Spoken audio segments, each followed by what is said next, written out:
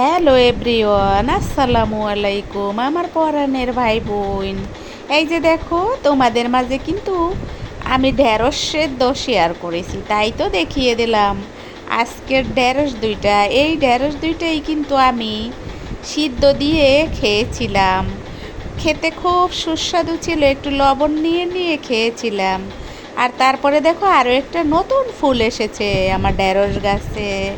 তোমাদের মাঝে আজকের ভিডিওটা শেয়ার করতেছি। আমি জানি অনেক গরম পড়ছে, কিন্তু তোমরা কি জানো এই ভিডিওটা যেদিন আমি করেছি ওই দিন কিন্তু প্রচণ্ড বৃষ্টি ছিল। যে বৃষ্টি বাসা থেকে শুরু হয়েছিল, শেষ হয়েছিল অফিসে গিয়ে।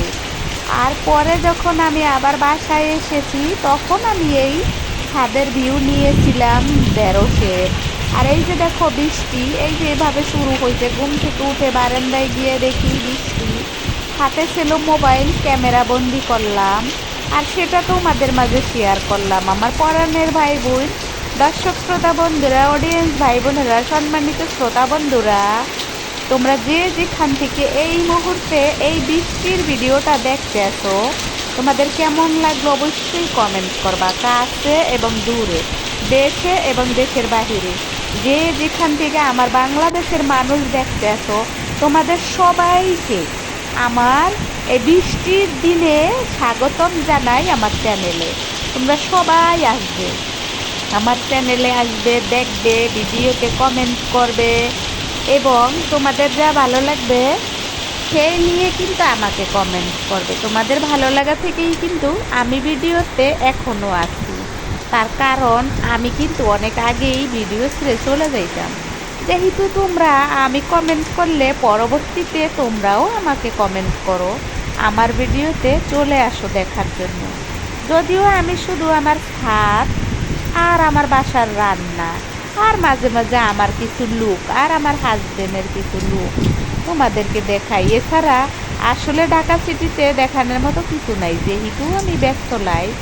আর এই যে দেখো বৃষ্টি, প্রচণ্ড বৃষ্টি, এটা কিন্তু মোবাইলে বোঝা যাচ্ছে না, কিন্তু অনেক বৃষ্টি ছিল, ভীষণ ভীষণ, মানে মুষলধারে বৃষ্টি, যেটাকে নদী নালা খাল বিল একেবারে বৃষ্টিতে টইটুম্বুরি করে দিয়ে যাবে এমন বৃষ্টি ছিল। আর তোমরা বৃষ্টির শব্দটা শোনো, বিল্ডিং বাসায় কিন্তু বৃষ্টির শব্দটা বেশি বোঝা যায় না, কিন্তু টিনের চাল হইলে ঠিকই বোঝা যাইত। যেহেতু আমাদের টিনের চাল না, আমাদের যেহেতু ছাদ উপরে, আমরা ছাদের উপরে থাকি ঠিকই, কিন্তু উপরে কিন্তু ছাদ দেওয়া। যাই হোক, তোমরা আজকে আমার বৃষ্টি ভেজা বা বৃষ্টির দিনের ভিডিওটা কমেন্টে লিখে অবশ্যই জানাবা। আর যারা দেশের বাহিরের কান্ট্রির স্থায়ী বাসিন্দারা দেখো আমার ভিডিও, তাদেরকে শুভেচ্ছা জানাই আমার বাংলাদেশের বৃষ্টি দেখার জন্য।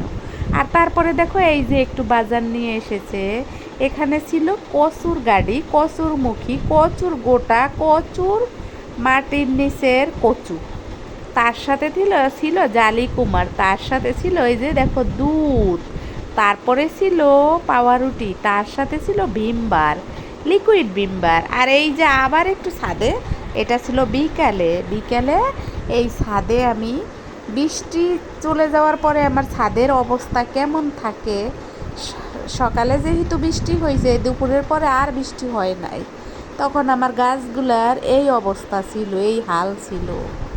আর তার সাথে তোমাদের মাঝে শেয়ার করলাম আজকে আমি কি রান্না করছি। কচুর গাড়ি, কচুরমুখী, অল্প চিংড়ি দিয়ে ঝোল রান্না করেছিলাম দুপুরে।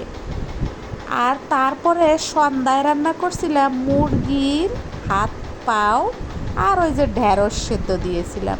ঢেঁড়স তো দুইটাই আমি খেয়ে নিয়েছি, আমার হাজবেন্ডের দিনাই।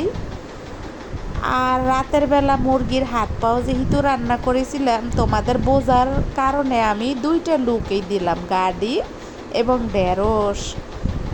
গাড়ি দিয়ে খেয়েছি ভাত দুপুরে, আর রাতে খেয়েছি মুরগির হাত পাও দিয়ে ঢেঁড়স সেদ্ধ দিয়ে। দুইটা লুক তোমাদেরকে দেখিয়ে দিলাম আমি এই কারণে, যাতে তোমাদের কোনো বুঝতে অসুবিধা না হয়। তার কারণ তোমরা মাঝে মাঝে অনেকেই প্রমাণ চাও।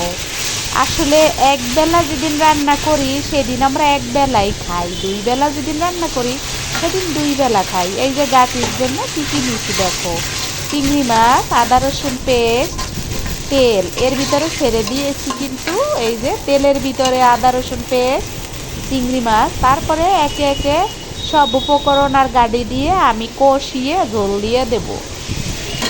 বুঝতেই তো পারছো আমার রান্না বাড়া এতদিন ধরে তোমরা যারা দেখো, বুঝতেই পারছো যে আমি কীভাবে রান্না করি। আর আমাকে যারা দেখো তারা কিন্তু অটোমেটিকলি আমাকে বুঝে গেছো যে আমি কোন টাইপের বা কেমন। আমিও অনেকের বুঝে গেছি, কিন্তু আমি আসলে তাদেরকে দেখি না, শুনি না তারা যে নিজের কোনো কথা বলে যে আমি এরকম, আমার এরকম স্বভাব, এটা বলে না। তার কারণ তারা প্রজন্মের জন্য শুধু ভালোটাই রেখে যাচ্ছে, শুধু সাজানো গুছানো ভালোটাই দেখাইয়ে যাচ্ছে, যাতে তাদের প্রজন্ম ওই রকমভাবে চলতে পারে। কিন্তু প্রজন্মের জন্য অনেক কিছু রেখে যাওয়া আমাদের অনেক প্রয়োজন, যে জীবনে কিন্তু অনেক কিছু উপলব্ধি করে তোমাকে চলতে হবে, অনেক কিছু চিন্তা করে কিন্তু তোমাকে চলতে হবে। এগুলা কিন্তু তোমার এই ভিডিওর থেকেই ফুটে উঠবে, এগুলা স্মৃতি মেমোরি হিসাবে থাকবে, তোমার স্মৃতি তোমার মেমোরি হিসাবে থাকবে প্রজন্মের জন্য। তুমি যখন মারা যাবা তোমার প্রজন্ম কিন্তু এগুলা দেখবে। আমি যেহেতু ঢাকা সিটিতে থাকি, আর আপনারা সবাই দেখতে পান পরাণের ভাই বোন যে আমি গ্রামীণ খাবারটাই বেশি খাই। চাইলেই কিন্তু শহরে প্রতিদিন মুরগি রান্না করে খাওয়া যায়, 30 দিনের 15 দিনেই কিন্তু মুরগি খাওয়া যায়, কোনো ব্যাপার না। তার কারণ এই সব তরকারির থেকে মুরগির দাম কিন্তু খুব কম। 300 টাকার ভিতরে একটা মুরগি আনলে মিনিমাম 1 সপ্তাহ আমরা 3 জনে খাইতে পারবো। তার কারণ একটু বড় টাইপ মুরগি হবে 300 টাকায়। আর এই যে গাড়ি গাড়ি দেখছেন, এই গাড়ি কিন্তু হাফ কেজি নিচে 50